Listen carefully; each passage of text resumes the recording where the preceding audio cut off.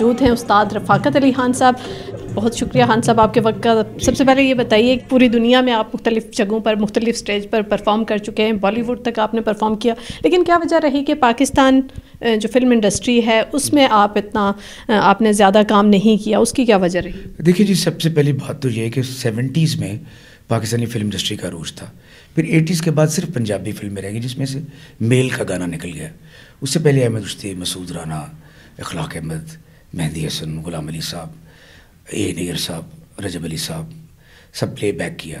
ہماری بدنصیبی یہ کہ اس دور میں میچ تو چھوٹا تھا, تو اس کے بعد پھر صرف میڈم جی, بہت بڑا نام, وہ ان کے گانے ہوتے تھے. تو فلم انڈسٹری ہمارے پاس آتے آتے فیڈ ہو چکی تھی.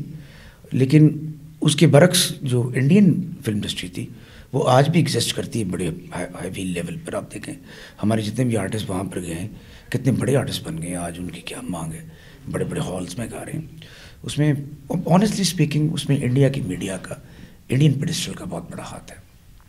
ایک بات, اس کا بالکل یہ مطلب نہیں کہ پاکستان جو ہے وہ کوئی کم میڈیا ہے اس کا.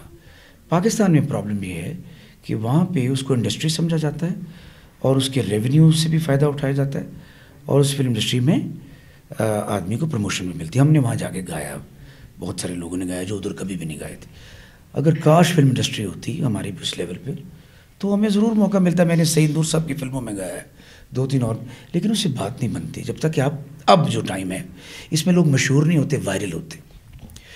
اب جو بات چلی گئی ہے انڈیویجولزم پر, تو وہاں پہ لوگ اپنے آپ کو پروموٹ کریں. ہم بھی اس طرح ہی گا رہے ہیں جیسے دنیا کی ہوا ہے. بڑے بڑے نام جن کے ساتھ آپ نے کام کیا, میڈم نور جہاں کا آپ نے نام لیا, مہدی حسن صاحب, آپ نے اپنے والد سے, اپنے چچا سے آپ کو بہت کچھ سیکھنے کے لیے ملا.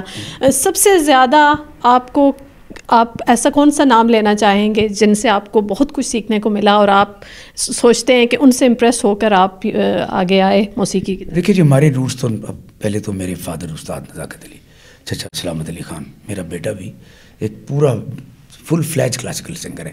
یہ سیر نہیں کرنے آیا یہاں, باقاعدہ گانے کے لیے آتا ہے, تو اللہ اس کو زندگی دے.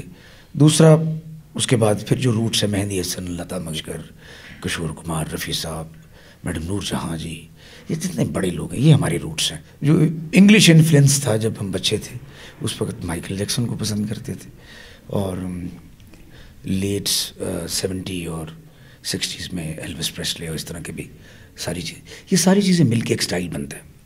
باقی جو ہمارا خاندانی کام ہے کلاسیکی موسیقی, اسی میں ہمیں بریتھ ملتی ہے جب ہم وہ گاتے ہیں. اس کے لیے ضروری نہیں ہمیں لوگ سنیں, وہ ہماری اپنی روح ہے جس کے لیے ہم کام کر رہے ہیں. آپ نے بہت کم عمری میں اپنے والد کو کھویا, کتنی کمی محسوس کرتے ہیں جب آپ دیکھتے ہیں کہ ان کی موجودگی میں آپ کیا کچھ سیکھ سکتے تھے جو ان کی غیر موجودگی میں نہ سیکھ پائے؟ کمال کا کوشچن کیا آپ نے. دنیا میں بڑے خوش نصیب وہ بچے ہیں جن کے ماں باپ ان کے ساتھ کھڑے ہوتے ہیں, ان کے ساتھ چلتے ہیں. سارے گھوڑے ہوتے ہیں, سارے ماں باپ کرتے ہیں, لیکن ہماری فیلڈ کے اندر ایک خلا بھی آتا ہے, بٹوین جنریشن گیپ بھی ہوتا ہے. لیکن ہمارے بچے پیدا ہوتے ہی گا رہے ہوتے ہیں. میری بدنصیبی یہ ہے کہ وہ چلے گئے, لیکن میرے چچا استاد سلامت علی خان صاحب کا جو انسپریشن تھا وہ میں ان کے ساتھ رہا ہوں 12 سال 12 ایئرس. وہ بات کرتے تھے تو ہم سیکھتے تھے. راگ تو اب سارے یوٹیوب پہ پڑے ہوئے ہیں, ٹھمریاں پڑھی, جو مرضی یاد کر لو, علم عام ہو گیا ہے. خدا کی قسم جو آج کل کے بچے گا رہے ہیں, میں آپ کو بتا نہیں سکتا کتنا اچھا گا رہے ہیں. اس لیے گا رہے ہیں اچھا, پرانے زمانے میں نہیں گا سکتے تھے, اس لیے کہ اس وقت علم لینا پڑتا تھا, کہیں جانا پڑتا تھا, ان کے گھڑوں میں پانی ڈال کے تو ان کو پانی پلانا پڑتا تھا. آج علم عام ہے. میرا بچہ ہے, میں جب اس کو سنتا ہوں تو مجھے لگتا ہے یار یہ 40 سال کا گانا بھی گا رہا ہے.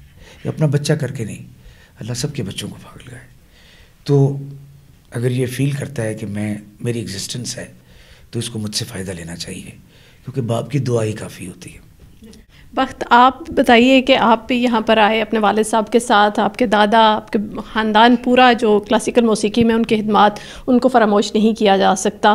آپ سب سے زیادہ کس سے آپ کو سیکھنے کو ملا؟ اپنے دادا کی آپ سنتے ہیں, موسیقی کو زیادہ سنتے ہیں, اپنے والد سے زیادہ آپ کو سیکھنے کو ملا, یا کس سے زیادہ سیکھتے ہیں آپ؟ جی definitely it comes from my father, اور we are the 14th generation of our gharana, Sham Chaurasi گھرانہ. تو یہ اللہ کی طرف سے تھا, بٹ اسے میں نے تھوڑی سی محنت کر کے اسے پالش بھی کیا, اور ان سے ہی سیکھنے کو ملا. اور میرے کلاسیکل جو میں نے انسپریشن, جو وہ میرے دادا ہیں استاد نزاکت سلامت, اس کے بعد جو میرے چچا ہیں استاد شفقت سلامت صاحب, ان کو بھی میں نے بڑا کلاسیکل میوزک میں دیکھا ہے, اور وہ بڑا انسپائرڈ ہوں میں ان سے. اسٹیج مجھے اور گانا جو ہے وہ تو definitely it comes from my father. تو ان کو دیکھتے دیکھتے بچپن سے پھر میں نے ساتھ گایا ان کے اور شروع کیا. تو آئی تھنک یہ میرے لیے اٹس اے بلیسنگ, بہت بڑی بلیسنگ ہے کہ میں اس گھرانے سے تعلق رکھتا ہوں.